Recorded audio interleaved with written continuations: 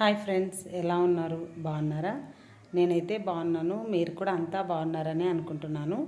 ఈరోజైతే ఒక చిన్న విషయం గురించి మాట్లాడదామని మేము ముందుకు వచ్చానండి. ఇదైతే చాలా చాలా బాధాకరమైన విషయం అండి. ఎందుకంటే నేను 2 రోజుల నుంచి లైవ్ చేయట్లేదు, వీడియోస్ కూడా నేను చేయట్లేదు. అసలు మనసు రావట్లేదు చేద్దామంటే కూడా. ఎందుకంటే మా దాయాదుల పిల్లోడు ఒక అబ్బాయి చనిపోయినాడండి. అసలు నిజంగా ఆ అబ్బాయిని తలుచుకుంటే చాలా బాధేస్తుంది. ఎందుకంటే ఆ అబ్బాయికి బిలో 25 ఇయర్సే, 25 ఏళ్ళ లోపలే ఉన్నాయి. ఇంకొకటి ఏమంటే రీసెంట్గానే మ్యారేజ్ సెట్ అయింది. మా ఇళ్ళలో ఎట్లా అంటే మ్యారేజ్ సెట్ అయిన తర్వాత మ్యారేజ్కి ముందు దేవర చేస్తారనమాట, సుంకులమ్మ దేవరని. ఆ దేవరం అన్న మంగళవారం అంటే 24వ తేదీ దేవర చేసి అదే రోజు మా ఇళ్ళలో ఈర్లని కూడా చేస్తారనమాట. ఆ 2 ప్రోగ్రాముల్లో ఆ అబ్బాయి దేవర చేసి వెళ్ళిపోయాడనమాట. ఈర్లకైతే లేడు. నంద్యాలలో డ్యూటీ అయితే నంద్యాలకు వెళ్ళిపోయినాడు ఆ అబ్బాయి. ఇన్ని రోజులు బెంగళూరులో సాఫ్ట్వేర్ ఇంజనీర్గా చేస్తున్నాడు అనమాట. ఆ జాబ్ పోయినందుకు వాళ్ళ మేనమామ నంద్యాలలో జాయిన్ చేయించాడంట జాబ్కి. ఏం జాబ్ అయితే నాకు డిక్లేర్గా అయితే తెలియదు, కానీ బ్యాంకులో జాబ్ అని అయితే అంటున్నారు. అదైతే ఇంకా డిక్లేర్గా అయితే తెలీదు. జాబ్లో జాయిన్ చేయించి 1 వీక్ అయిందంట. 18వ తేదీ డిసెంబర్లో ఆ అబ్బాయి జాయిన్ అయ్యాడు. ఇదే నెలలోనే జాయిన్ అయ్యాడు. కాబట్టి వెంటనే లీవ్స్ పెట్టుకుంటే బాగుంటుందని చెప్పేసి సుంకులమ్మ దేవర చేసి మంగళవారం రోజే ఆ అబ్బాయి సాయంత్రం పూట వెళ్ళిపోయాడనమాట. అలా సాయంత్రం పూట 24వ తేదీ వెళ్ళిపోయినాడు డ్యూటీ కోసం అని చెప్పేసి. 26వ తేదీ సేమ్ 7:30 టైంకి, నైట్ 7:30 టైంకి ఆ అబ్బాయి అయితే లేడండి.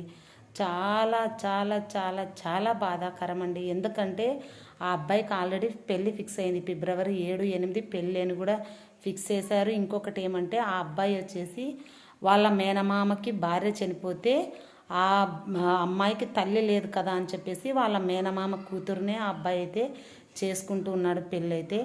అందులో ఒకరికొకరు ఇష్టపడ్డారు. ప్లస్ ఇంకొకటి ఏమంటే ఆ అమ్మాయికి తల్లి లేదు కదా, తల్లి లేని పిల్లకి మనం చేసుకొని లైఫ్ ఇవ్వాలనే ఉద్దేశంతో ఆ అబ్బాయి కూడా ఆ అమ్మాయిని ఇష్టపడి పెళ్లి చేసుకుంటున్నాడు. వాళ్ళిద్దరు కూడా చాలా ఇష్టపడ్డారండి. చిన్న వయసు పిల్లలు. ఏం చూశారని ఆ అబ్బాయికి ఆ దేవుడు అంత శిక్ష విధించాడో తెలియదు, కానీ 2 నిమిషాలు ఉంటే ఆ అబ్బాయి ఇంటికి చేరుకుంటాడు అనే సమయంలో స్పీడ్ బ్రేకర్ దగ్గర కాస్త బైక్ స్లిప్ అయ్యి, వర్షం పడిందంట, కాస్త బైక్ స్లిప్ అయ్యి ఇట్లా బెండ్ అయ్యాడనమాట ఒక సైడ్కి. బెండ్ అయినప్పుడు పల్లె వెలుగు బస్సు ముందు వెళ్తూ ఉంది. ఆపోజిట్లో పల్లె వెలుగు బస్సు వెళ్తుంది. ఆ అబ్బాయి బస్కి ఆపోజిట్ వచ్చాడనమాట. వచ్చినప్పుడు ఏం జరిగిందంటే కాస్త బైక్ స్లిప్ అయ్యి ముందు నడిపే అబ్బాయి ఈ పిల్లోడే వచ్చేసి వెనకన కూర్చున్నాడు అనమాట. వెనక ఉన్న అబ్బాయి ఈ పిల్లోడు. ముందు ఉన్న అబ్బాయికి అయితే ఏం గాయాలైతే లేదు, జస్ట్ చిన్న గాయాలే.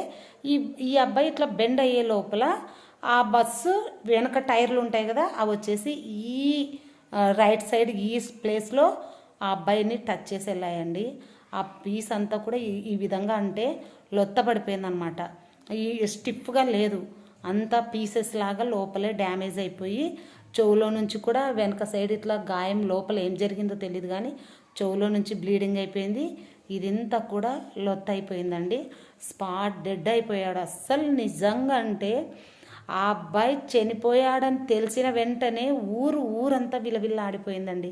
ఎందుకంటే చిన్న వయసు పిల్లోడు పోయిన ఒక్క రోజుకే మంగళవారం వెళ్ళాడు, బుధవారం లేదు, గురువారం రాత్రికంతా ఆ అబ్బాయి చనిపోయాడని తెలిసిన వెంటనే ఆ అబ్బాయి చాలా బాగున్నాడు, నన్ను ఈ విధంగా మాట్లాడించినాడు, ఎంత బాగున్నాడు, అంత మంచి పిల్లోడు ఈ విధంగా అయిపోయినాడా, అందులో పెళ్ళి దగ్గరలో పెట్టుకోనని ఊరంతా అసలు నిజంగా అంటే వాళ్ళ యొక్క పని పాటలు విడిచిపెట్టి అందరూ కూడా చాలా చాలా బాధపడ్డామండి. కానీ మనం ఎంత బాధపడ్డా ఆ తల్లి ఆవేదన అయితే నిజంగా వర్ణనాతీతము. ఆమె బాధ, ఇంకొకటి ఆ అబ్బాయి పెళ్లి చేసుకునే అమ్మాయి బాధ, ఆ అబ్బాయి చెల్లెలు, వాళ్ళు ముగ్గురు ఏడుస్తూ ఉంటే వాళ్ళు నిజంగా అండి మాటల్లో చెప్పలేము. అసలు అది చెప్పాలంటే కూడా నోరు రావట్లేదు. ఆ అబ్బాయిని వేసుకొచ్చిన తర్వాత ఆ అబ్బాయిని చూడ్డానికి వచ్చిన జనం అయితే ఊరు మొత్తమే కాకుండా, చుట్టాలే కాకుండా ఊరు మొత్తం, ఇంకొకటి ఎక్కడెక్కడ చదువుకునే పిల్లలంతా కూడా, ఫ్రెండ్స్ అంతా కూడా వచ్చి వాళ్ళంతా కూడా విలవిల్లాడిపోతుంటే నిజంగా అండి చాలా చాలా చాలా బాధ. ఒక్క నెలలో పెళ్లి కొడుకు అవుతాడు అన్న అబ్బాయి చనిపోయి కాటికి పోతుంటే ఏ తల్లి గుండె తట్టుకుంటుందండి? ఎవరి గుండె అయినా కూడా ఎంత కఠినమైన వాళ్ళ గుండె అయినా చెల్లించిపోతుంది కదా. అలాంటిది ఆ తల్లి ఏ విధంగా భరించాలో, నా కొడుకు లేడని తెలుసుకున్న క్షణమే ఆమె సగం చచ్చిపోయిందండి. ఎంత అంటే అసలు చూస్తుంటే ఆమె గోడు ఎంత అంటే అంత బాధ చెప్పలేము. ఎంత చెప్పినా తక్కువే.